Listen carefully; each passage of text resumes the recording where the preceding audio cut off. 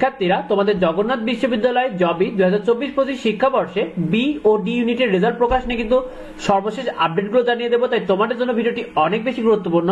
শিক্ষার্থীরা জগন্নাথ বিশ্ববিদ্যালয় 2024-25 শিক্ষাবর্ষে তোমাদের বি ইউনিট অর্থাৎ কলা ও আইন অনুষদ এবং ডি ইউনিট সামাজিক বিজ্ঞান অনুষদ, এই অনুষদে ফলাফল প্রসেসিং এর কাজ চলছে এবং অনুষদগুলো সেন্ট্রাল কমিটিতে তাদের ফলাফল জমা দিয়েছে। এটা কিন্তু জগন্নাথ বিশ্ববিদ্যালয়ের ভর্তি কমিটি জানিয়েছে।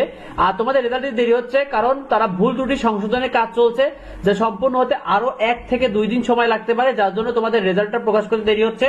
তবে তারা জানিয়েছে ভর্তি পরীক্ষা ফলাফল তারা আগামী 20 মার্চের মধ্যে তোমাদের প্রকাশ করে দেবে, অর্থাৎ বি ও ডি ইউনিটের রেজাল্ট প্রকাশ করবে। আর রেজাল্ট প্রকাশ করা মাত্রই কিন্তু আমাদের চ্যানেলে জানিয়ে দেওয়া হবে, তাই অবশ্যই সাবস্ক্রাইব করতে বলো না, তাহলে কিন্তু তোমরা দ্রুত ভিডিও নোটিফিকেশন গুলো পেয়ে যাও।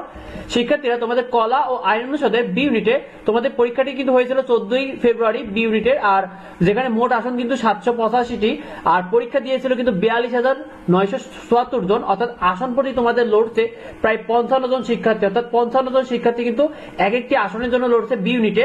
শিক্ষার্থীরা অন্যদিকে তোমরা সামাজিক বিজ্ঞান অনুষদ ডি ইউনিটে তোমাদের কিন্তু 15 ফেব্রুয়ারি পরীক্ষা অনুষ্ঠিত হয়েছিল। তোমাদের মোট আসন ছিল কিন্তু 590টি এবং পরীক্ষা দিয়েছে 24,957 জন, যেখানে আসন প্রতি তোমাদের লড়ছে প্রায় 42 জনের বেশি জন শিক্ষার্থী করে। তো শিক্ষার্থীরা পরবর্তী আপডেট দ্রুত পেতে অবশ্যই আমাদের চ্যানেলকে সাবস্ক্রাইব করে রাখো। আমাদের চ্যানেলে তোমরা কিন্তু বিভিন্ন রকম শিক্ষামূলক ভিডিও, সেই সাথে তোমরা অ্যাডমিশনের যাবতীয় আপডেট এবং বিভিন্ন রকমের কিন্তু আবেদন সহ যাবতীয় নিউজগুলো তোমরা দ্রুত পেয়ে যাবে, তাই অবশ্যই সাবস্ক্রাইব করতে বলো না। শিক্ষার্থীরা দেখা হয় পরবর্তী ভিডিওতে পরবর্তী আপডেট নিয়ে। ধন্যবাদ সবাইকে।